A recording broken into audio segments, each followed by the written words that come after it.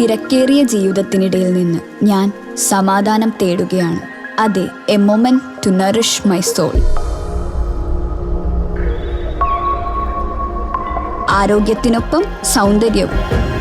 സമഗ്രമായ ആരോഗ്യത്തിൻ്റെയും സൗന്ദര്യത്തിൻ്റെയും പുതിയ തുടക്കത്തിനായി മട്ടാഞ്ചേരിയിൽ സ്ഥിതി ചെയ്യുന്ന ആയുർസ്പർശ് ആയുർവേദ ഹോസ്പിറ്റൽ നിങ്ങളേവരെയും സ്വാഗതം ചെയ്യുന്നു.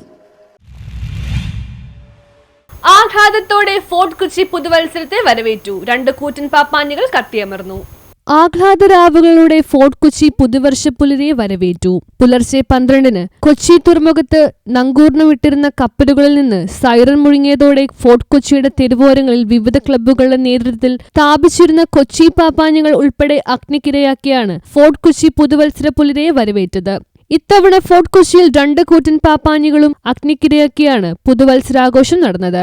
കൊച്ചിൻ കാർണിവൽ കമ്മിറ്റിയുടെ നേതൃത്വത്തിൽ ഫോർട്ട് കൊച്ചി പരേഡ് മൈതാനിയിലും ഘാലാഡി ഫോർട്ട് കൊച്ചിയുടെ നേതൃത്വത്തിൽ ഫോർട്ട് കൊച്ചി വെളി മൈതാനിയിലുമാണ് കൂറ്റൻ പാപ്പാനികൾ കത്തിയമർന്നത്. ഫോർട്ട് കൊച്ചി പരേഡ് മൈതാനിയിൽ 50 അടി ഉയരമുള്ള പാപ്പാനിയും വെളി മൈതാനിയിൽ 55 അടി ഉയരമുള്ള പാപ്പാനിയുമാണ് അഗ്നിക്കിരയായത്.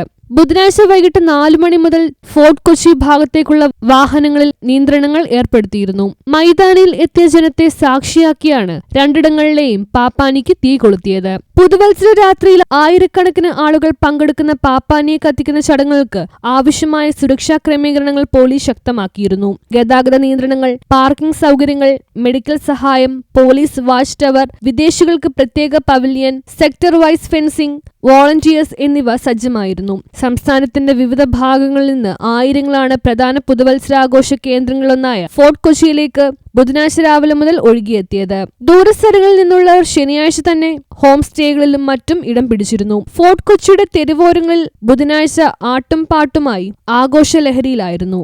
തെരുവുകളിൽ സ്ഥാപിച്ച കുഞ്ഞു പാപ്പാനികൾ ഇത്തവണ ആകർഷണീയമായ രീതിയിലായിരുന്നു ഒരുക്കിയിരുന്നത്. പാപ്പയുടെ വേഷമണിന്ന് നടക്കുന്ന യുവാക്കളെ എങ്ങും കാണാമായിരുന്നു. തെരുവുകളെല്ലാം പ്രകാശപൂരിതമായിരുന്നു. കവലകളിലും ചെറിയ മൈതാനങ്ങളിലും വിവിധ ക്ലബ്ബുകളുടെയും റെസിഡന്റ് അസോസിയേഷനുകളുടെയും നേതൃത്വത്തിൽ ആഘോഷ പരിപാടികൾ ഒരുക്കിയിരുന്നു.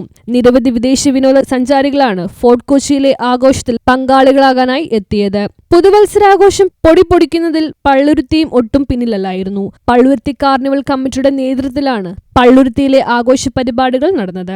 വൈകിട്ട് നടന്ന കലാപരിപാടികളുടെയും ഡാൻസ് മെഗാ നൈറ്റിലും പങ്കാളികളാകാൻ നിരവധി പേരാണ് പള്ളുരുത്തി അർജുനൻ മാസ്റ്റർ മൈതാനിൽ എത്തിച്ചേർന്നത്.